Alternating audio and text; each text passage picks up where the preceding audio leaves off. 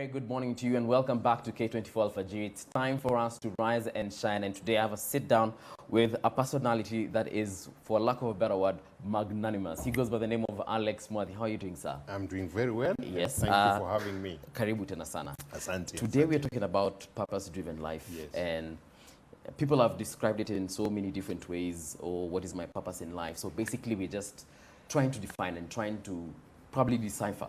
What is all these things that we say, oh, I need to have or rather find a purpose in my life? When a creator of any item creates it, he creates that thing for a specific purpose. Sure.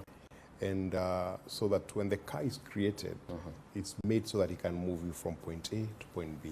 Right. The plane moves you from point A to point B, but flies across.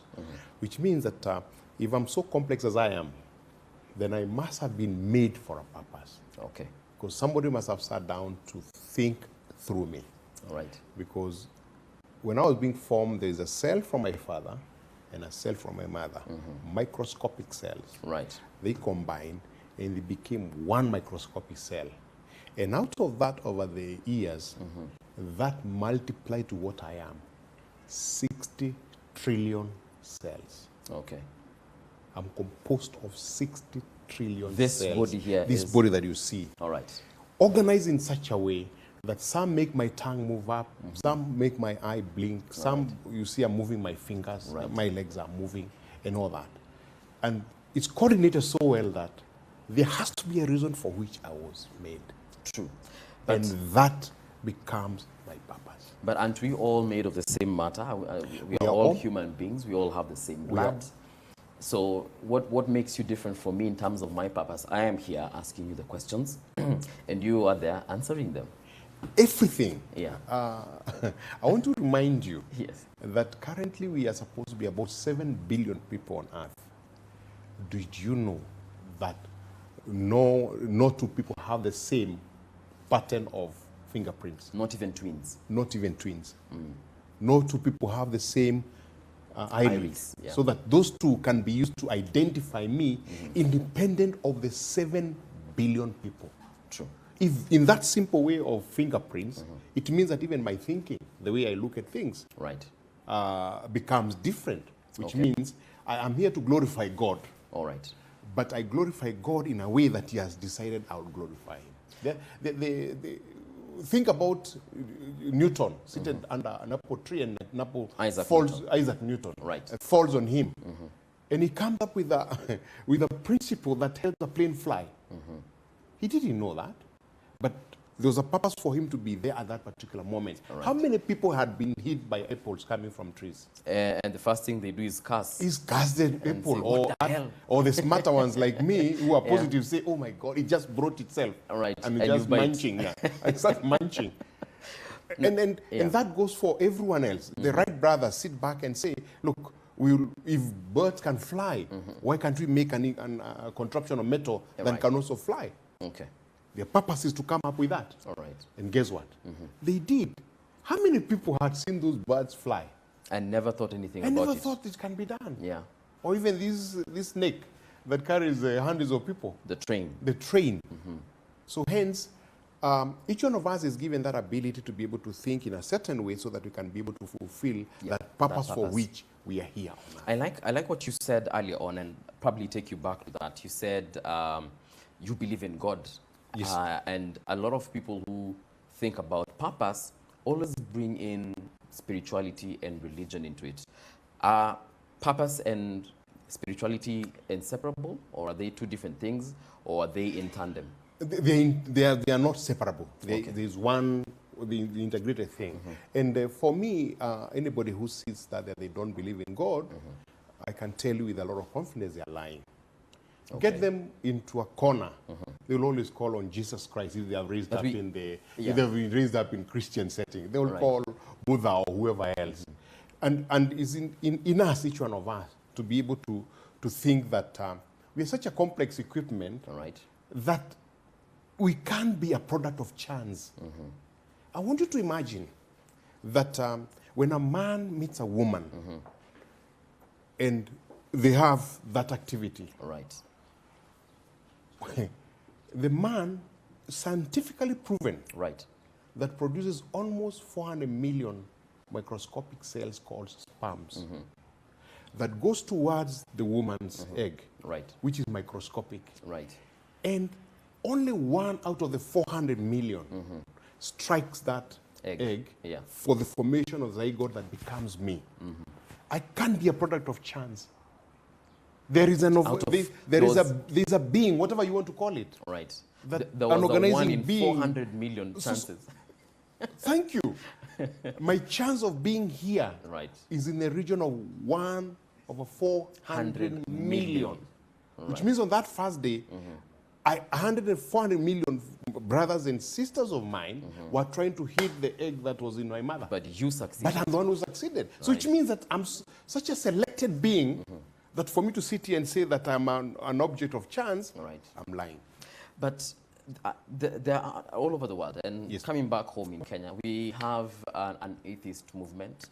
They have tried registration for the last couple of years. I don't know if they succeeded, but they even have a chairman. And all those atheists are doing their own things. Some of them, I'm sure, are bankers, others are drivers, and so on and so forth. You want to tell me that they do not have a purpose? They do have a purpose because the purpose is not chosen by you as an individual. All right. You can think whatever you want. You can be as ignorant as you want to become. Okay. But the purpose remains because the purpose is put in you by the person who created you. The being that, the organizing being that created you. Whether it's Allah, whether it's Buddha. Whatever you want to call it, is the one that puts that purpose in you. Okay. So the fact that you deny the presence of that doesn't change anything. Okay. And saying that I'm brown doesn't make me brown. And I can keep saying so. I can get those chemicals that girls are taking And bleach to yourself. bleach myself. It doesn't change who I am. Okay. I remain who I am. So if somebody sits in front of you and claims he's an atheist, claims that he doesn't believe in God, doesn't believe in this organizing being that makes us to be who we are, All right. for me, that is God. Okay. That organizing being that makes me to be, and I deny its presence, it doesn't change the fact that it is there. And that being Yes. is the one that knows the purpose for which I'm created. True. So, which means if the purpose of a thing is in the minds of the creator, who is the best person to tell you the purpose? Is the creator. So sometimes, now that you've defined it that way, sometimes then we are confused as to what purpose is. Let's even begin from there now. Yes, yes. We're confused as to what purpose is because sometimes we say that my purpose is to go to university, study biotechnology or study medicine and become a doctor. Isn't that what we, say from, even our parents say that I want you to go to school, study mathematics, become a physician, do ABCD. So are we confusing our careers with our purpose? Yes, exactly. That's why I'm keeping going and trying to find the word to explain that. Yes, that we are confusing our careers with our purpose. You'll go to medical school, you'll become a doctor. All right. But your purpose will be to touch people that come to you All right. in that field. Okay. So that becomes a way of touching people. Right. If I'm an engineer, that becomes a way of touching, so that I can actually be able to touch something on this earth and change it. It's a sad thing that we walk through life Okay. and we just vanish. I don't know that you've heard a story of somebody went and asked, where is Tony? They were working together. He said, oh, Tony died 6 months ago. I said, what do you mean? Nobody told me. He said, I guess we didn't miss him. Wow. It means that person has not found their purpose. Because if you found your purpose, yeah. it's a sad story, and that's why I'm saying it. We must find your purpose. That which makes you tick, that makes you unique, that makes you bless others that are around you. Okay. That is your purpose. So, and that is why sometimes then if we do not find our purpose, we get into depression, we get into stresses of life, and because you've not found your purpose, you wake up every morning, you're going to work, whether you're a banker, and you just feel empty at the end of the day. Thank you, yeah. You're making millions of money, Yes. but you just feel empty inside because you do not know your purpose. Because what happens is that when we are born, we are very simple. Beings that look for the purpose for which we are around here. Right. When our parents, our friends start talking to us, they deform us. Okay. In our minds. That's why my good book says that be ye transformed in your mind. Yes. Because your mind has been transformed to think in a certain way, so that you find yourself just going round and round and round, trying to achieve that which people set for you, as opposed to that which within yourself. Okay. I'll give you an example of people who've really found their purpose. Mother Teresa, Okay. from Norway. She comes to Calcutta as a nun. Calcutta was a dirty place. I can imagine in 1952, it must have been a God-forsaken place. Okay. She stays in the slums of Calcutta. She lives there for all her life. She doesn't own anything, including the garb that she was wearing when she died. It belongs to the order of the nuns that she established at that particular time. Okay. When she died, I think about 50 presidents around the world attended her funeral. Yeah. That is living for your purpose. All right. And God may help us that each one of us may find that which that touches so many people, because that's what he wants. In your book, The Bailout Plan, Yep.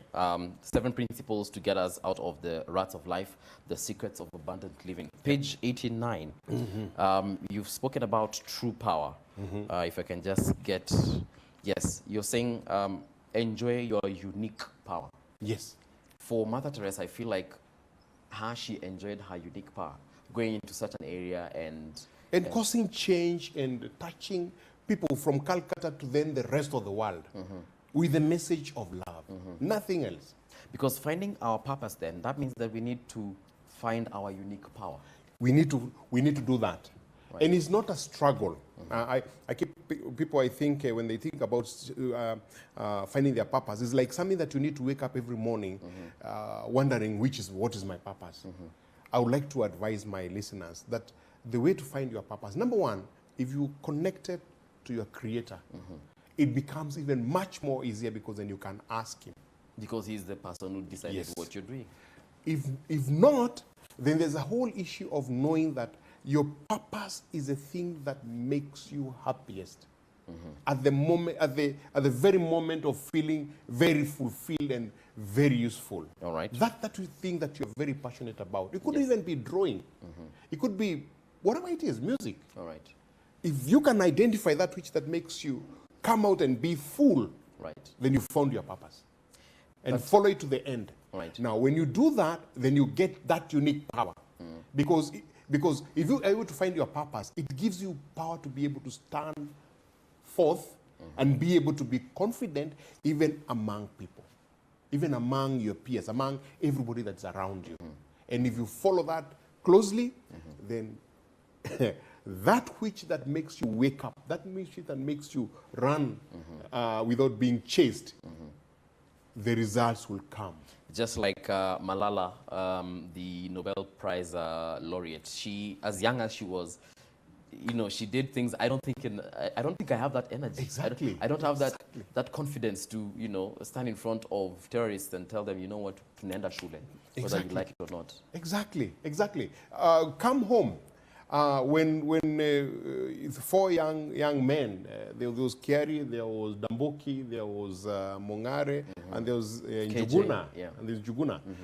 When they came together with something that was called ridiculous, it was very ridiculous. Right. But Damboki found a niche in that his best moment was when he was making people laugh. I don't know whether you've heard him even on radio. It's so easy for him to laugh. In fact, he laughs and you laugh. All right. And then you stop, you ask, why was I laughing? It's finding your purpose. He's finding your purpose. He found it in that. But in comedy, Churchill or Damboki has been able to create a niche in this nation where he is actually developing so many other people.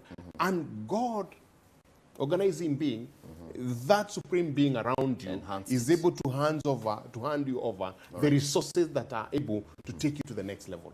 In fact, the thing about purpose is that once you find it, you don't struggle. All right. Because as you find yourself working within your purpose, then resources just come around you and take you to where you want to go. Speaking of which, we've had people who've been in certain careers forever, and I want us now to take the negative side of our purpose. Look at people like politicians, and we all know not all of them are holy. And we know day in, day out, year in, year out, every election season they come and they tell us, ndawajengia barabara, nitawaletea maji. 3 months down the line after they take the oath of office, scandals left, right, and center. Is that their purpose? Is their purpose to just torment us? Is their purpose to steal our money? Oh, that's Because sometimes, and unfortunately, some of them have been politicians ever since their 20s. Some of them are now in their 60s and they're still politicians. Is that their purpose? that's the funniest question I've ever had. Yeah? That's not their purpose. All right. We have people like Nelson Mandela, All right. whose purpose was to change lives. We had people like King David, King Solomon, King Saul in the olden days. People that came out, J.F. Kennedy, people came out to change people's lives, because leadership is about leading people to a better place. True. So if you have some fellas who become popular because they're musicians, because they're comedians, that might be their purpose. But because they become very popular, they look at this and see this as a way to make some extra coin, especially in Kenya, where anything goes for a politician, then that's not a purpose. Because It's a career that you're developing out of it. And remember, for you who are listening to me, you may be 20 years. All right. You may be 30 years. You may be 40 years. You may be 50 years. Maybe you haven't found your purpose. And you need to search for it. Okay. And that's why sometimes you find, taking you back to a positive side, you find somebody has become a banker, very successful banker. And at age 55, 56, 60 years, he decides to become a pastor. And he becomes very successful as a pastor, which means his calling, his purpose was pastoral. Okay. But he used his own route to go elsewhere. An example would be Colonel Sanders, Okay. this guy who started KFC. It didn't open his mind until he was 66 to provide service in food industry at that level. He started KFC at the age of 66. All right. And by the time he died at 86, I think he had almost 2,000 franchises. All over the world. All over, mainly in the US of America. But today there are about 45,000 franchises around the world. Okay. So At 66. I know you're trying to think, supposing he started that at 20. Yeah. He'd probably be having triple the number. Thank you. But at that point, that's when the flashlight came up on his mind. You who are listening to me, you could be 40, 50. Don't worry. Keep working to find out what you're passionate about. That thing that you find so easy to do, that thing that makes you, give you so much satisfaction, and the moment you discover it and hold on to it, that will be your purpose. But isn't that telling people that it's safe to just relax in your 20s? It's safe to relax in your 30s? Not it's at safe all. to be comfortable in your 40s? If you haven't found your purpose yet, don't worry. No. Even at 66, you can find it. The search for purpose is a continuous process. Okay. And I would like to encourage us that at every moment we must be busy doing what we are doing, so that we can be able to find our purpose. God opens up people's minds in different ways, and I think your age mates are the ones who say that everybody has his own lane. So there are some people that minds will pop up at 30, others at 40, others at 50. It doesn't mean that you need to be lazy and sit back and say, I'm waiting for someone to come and tell my purpose. You'll be busy doing what you do. You'll be busy looking at the circumstances. You'll be busy looking at situations. Right. Some people, their purposes are opened up out of tribulation. You go through a situation that opens up your mind to the possibility that you can be able to touch others. Remember, the purpose in every one of us is to glorify God. Okay. And because it's to glorify God, then it means that it must be something that touches others. And as you do your stuff, God will be able to open up your mind to that which is your purpose in life. What about the people who have, is it possible to have multiple purposes? Is it possible for me to be a banker by day? I'm serving people, I'm giving them these services. Like Dr. Jekyll and Mr. Hyde. And okay, he had multiple personalities, but you know, for me to be a banker by day and maybe by night I'm selling mandazis, is it possible? No. Those are activities that we do to be able to earn an income, earn a living, or to make a living, or to be able to compete in this very competitive world. Right. But your purpose will have to be one. A car is only good for moving you forward. Right. A lamp is only good for lighting a room. A blanket is only good for covering you. So hence, in the same way, God cannot make you with 15 purposes. It's got to be one particular, one specific purpose. And you see now somebody who starts being a pastor at 20, not because that is the thing that is within his heart to be able to do, but because others are doing it. And those are the people that, because others are doing it, and because others are doing it, they are becoming successful, in terms of having more wealth, because people think that when you have more wealth, you're more successful. It's not true. Maybe it's a subject for another day. Money is not everything. So they go into it. And after 10, 15 years, you find somebody is caught up with hundreds of scandals. Because his heart or her heart wasn't in touching people and changing their lives. Because that's a pastoral work. That's ministry work for God, to love people for God. So you find that they're doing so many other things away from that. And God sometimes helps them even at some point also to click their minds to be able to find their purpose, and they find it. So you want to tell me that someone who does, someone who makes, who's multi-talented cannot also have multiple purposes? No. Those talents must be leading you to one particular purpose in life. God is organized. And the order we find in the world, in the things that we do, comes from Him, not from within us. It comes from Him. That when I make a vase, a flower vase, I can't use a flower vase as a plate to eat. Yet it can be used. Or it becomes a glass of something to take water in. A flower vase is a flower vase. And we know that, and we only use it for that purpose. Yet it can be used for other purposes. But we don't.